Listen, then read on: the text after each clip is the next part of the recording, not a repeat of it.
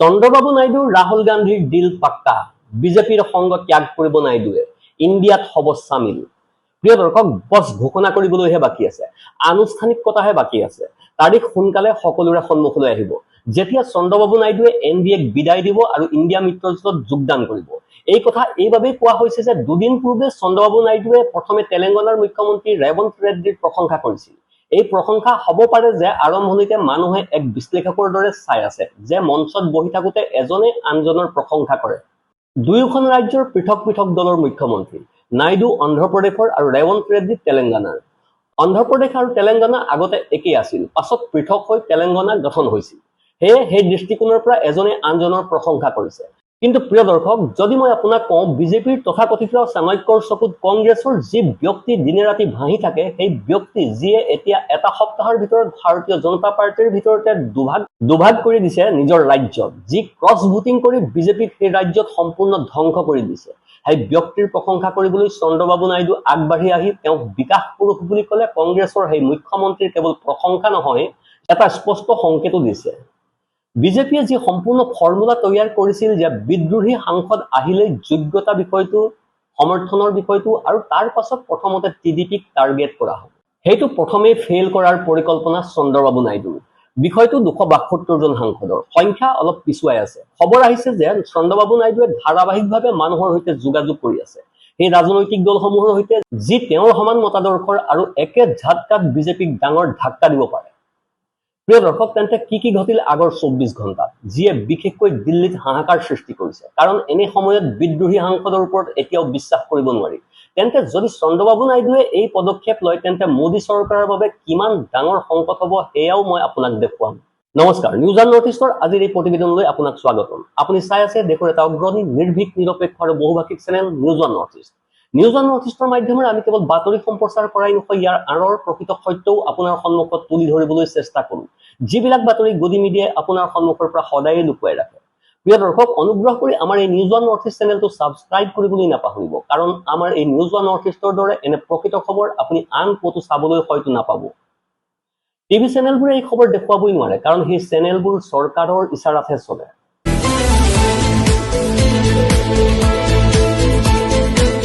চন্দ্ৰবাবু নাইডু এই সময়ত আটাইতকৈ বেছি ৰাজনৈতিকভাৱে আলোচনাত আছে।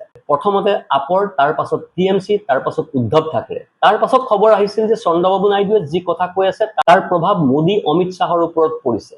তেওঁলোকে বিচাৰে যে এই সাংসদ সম্পৰ্কীয় বিষয়টো উদ্ধৱ ঠাকৰেৰ বাকী থকা সাংসদসমূহ যি 6 জন আছে বা TMCৰ 19-20 জন সাংসদৰ বিষয়টো, এই যোগ্যতা সম্পৰ্কীয় বিষয়টো হয়তো স্থগিত কৰি ৰখা হওক বা এনে এক অৱস্থালৈ অনা হওক যাতে ইয়াক বৈধতা দিয়া যায়, অৰ্থাৎ কোনো প্ৰভাৱ নপৰে।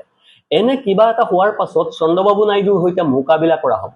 কিন্তু তাৰ আগতেই চন্দ্ৰবাবু নাইডুৱে এটা ডাঙৰ পদক্ষেপ লৈছে। প্ৰথম সংকেতটো মই আগতেই আপোনাক দেখুৱাইছিলো, তাৰ পাছত দ্বিতীয়টোও দেখুৱাম। প্ৰথমে শুনক তেওঁ কি কৈছিল। Very effective and dynamic, very positive. I appreciate him. Revanth Reddy Garu also is very dynamic, but he won't compromise Telangana rights. I am also impressed about it, but we have to protect our interests. Finally, we have to work together for building this great nation. So, এয়া আছিল চন্দ্ৰবাবু নাইডুৰ বক্তব্য। বিজেপিৰ মূল সহযোগী আৰু অন্ধ্ৰপ্ৰদেশৰ মুখ্যমন্ত্ৰী চন্দ্ৰবাবু নাইডুৱে কংগ্ৰেছৰ তেলেংগানাৰ মুখ্যমন্ত্ৰী ৰেৱন্ত ৰেড্ডীক মঞ্চতে প্ৰশংসা কৰিছিল। তেওঁ কৈছিল যে মই ৰেৱন্ত ৰেড্ডীৰ দ্বাৰা প্ৰভাৱান্বিত হৈছো, তেওঁ তেলেংগানাৰ অধিকাৰৰ সৈতে কোনো আপোচ নকৰে। মই আগতেও কৈছিলো। এইখিনি কথাত বিশেষ কথাটো কেৱল এইটো নহয় যে তেওঁ প্ৰশংসা কৰিছে। যি সময়ত তেওঁ কথা কৈ আছিল সেই সময়ত DK শিৱকুমাৰো উপস্থিত আছিল। প্ৰিয় দৰ্শক, আপোনাৰ হয়তো মনত আছে যে MLC নিৰ্বাচনত বিজেপিৰ 5 জন আৰু বাকী কংগ্ৰেছৰ প্ৰাৰ্থী জয়ী হৈছিল। বিজেপি সমৰ্থিত JDSৰ প্ৰাৰ্থী পৰাজিত হৈছিল। তাৰ পাছত ক্ৰছ ভোটিঙৰ অভিযোগ উঠিছিল। বিজেপি আৰু JDSৰ মাজত মতানৈক্য আৰম্ভ হৈছিল। দিল্লীত হাহাকাৰ সৃষ্টি হৈছিল। বিজেপিয়ে অভিযোগ কৰিছিল যে নিজৰ বিধায়কে ক্ৰছ ভোটিং কৰিছে, আনহাতে JDSে অস্বীকাৰ কৰিছিল। কিন্তু সকলোৰে চকুত আছিল DK শিৱকুমাৰ। তেওঁ আগতে কৰ্ণাটকত এনে পৰিস্থিতি নিয়ন্ত্ৰণ কৰিছিল। হিমাচলতো তেওঁ কংগ্ৰেছ চৰকাৰ পতনৰ পৰা ৰক্ষা কৰিছিল। এতিয়া খবৰ আহিছে যে দিল্লীৰ পৰা বিজেপিৰ বিধায়কৰ ওপৰত প্ৰেছাৰ আছে আৰু কিছুমান বিধায়কে দল এৰিব পাৰে। এনে ব্যক্তি যি বহুদিন ধৰি বিজেপিৰ চকুত খুচি হৈ আছিল। 2014 চনৰ পৰা এজন ব্যক্তিয়ে নিজকে চাণক্য বুলি পৰিচয় দি আহিছে, কিন্তু এতিয়া কৰ্ণাটকৰ চাণক্যই খেলখন সলনি কৰি দিলে। এই সময়ত যদি নিজৰ সহযোগীয়ে সেই ব্যক্তিৰ প্ৰশংসা কৰে তেন্তে চন্দ্ৰবাবু নাইডুৰ বাবে এইটো ডাঙৰ ৰাজনৈতিক সংকেত। তেন্তে প্ৰথমে শুনক ৰেৱন্ত ৰেড্ডীয়ে কি কৈছিল। देश में हर किसानों के हर राज्य के लिए ये एक रास्ता दिखाएंगे। आज ये राज्यों के आपस में जो पानी का लड़ाई हो रहा है ये दूर करने वाला है। इसीलिए आज कर्नाटक, आंध्र प्रदेश, तेलंगाना हम 3 मुख्यमंत्री हो इकट्ठा होकर आपके नेतृत्व में आप जो कमेटी डालने वाला है वो कमेटी के साथ हम लोग काम करने वाला है। इसका हल्का करने के लिए आपका मदद जरूरी है। पानी के साथ साथ पैसे भी आपके तरफ से हम लोग मदद मांग रहे हैं। आपको तो पता है हमारे राज्यों में अभी पैसा का बहुत कमी है। केंद्र सरकार ने जो पैसा और झारखंड, छत्तीसगढ़ से जो भी पानी, छत्तीसगढ़ से जो पानी है, पानी वहां से ये पूरा समस्या दूर करने के लिए आप कदम उठाओ। हम लोग साथ आपके साथ चलकर ये समस्या को दूर करेंगे। यहाँ पर जितने भी लोग हैं आपके भाषण सुनने के लिए तैयार होते जा रहे हैं, क्योंकि आप जो आश्वासन दिलाने वाला है वो आश्वासन लेके गांव-गांव जाने वाला है। ये किसान लोग कि किसानों को समझाएंगे आने। এয়াই আছিল ৰেৱন্ত ৰেড্ডীৰ বক্তব্য। যেতিয়া তেওঁ এই কথা কৈ আছিল সেই সময়ত DK শিৱকুমাৰ বহি আছিল আৰু চন্দ্ৰবাবু নাইডু তাত উপস্থিত আছিল। তাৰ পাছত চন্দ্ৰবাবু নাইডুৱে প্ৰথমে ৰেৱন্ত ৰেড্ডীৰ প্ৰশংসা কৰিলে। ৰেৱন্ত ৰেড্ডীয়ে স্পষ্টকৈ কৈছিল যে কেন্দ্ৰ চৰকাৰে তেওঁলোকৰ সৈতে কেনে ব্যৱহাৰ কৰিছে। পূৰ্বেও প্ৰধানমন্ত্ৰী নৰেন্দ্ৰ মোদীয়ে কিছুমান সংকেত দিছিল, যদি আপুনি এনেকুৱা কৰে তেন্তে কেন্দ্ৰীয় সহায় পাব। তেওঁ কৈছিল যে বিজেপি শাসিত ৰাজ্যসমূহে যিমান ধন পায় অন্য ৰাজ্যই সিমান ধন নাপায়।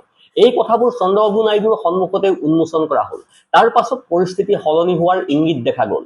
চন্দ্ৰবাবু নাইডু 2 কংগ্ৰেছ মুখ্যমন্ত্ৰীৰ সৈতে মঞ্চত বহি আছিল আৰু তেওঁ কাক কি কৈছে সেইটো লক্ষ্য কৰক। ৰেৱন্ত ৰেড্ডীক তেওঁ ক'লে যে তেওঁ অতি ডাইনামিক নেতা, তেওঁ কোনো বিষয়ত আপোচ নকৰে। ৰেৱন্ত ৰেড্ডীক তেওঁক ইউথ হিৰো বুলি ক'লে। একেদৰে DK শিৱকুমাৰৰো প্ৰশংসা কৰিলে, তেওঁক অভিজ্ঞ নেতা বুলি ক'লে। 6 মাহত 33টা ডাঙৰ কাম হৈছে বুলি উল্লেখ কৰিলে। এইটো এক উল্লেখযোগ্য উন্নয়ন।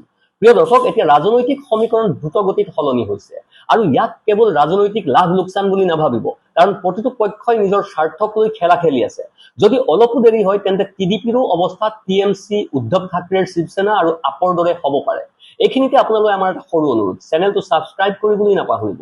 এই প্লেটফৰ্মখন আপোনাৰেই, য'ত আমি কেৱল খবৰেই নেদেখুৱাওঁ, খবৰৰ আঁৰৰ সত্যও দেখুৱাওঁ। Bureau report, news 1 north east.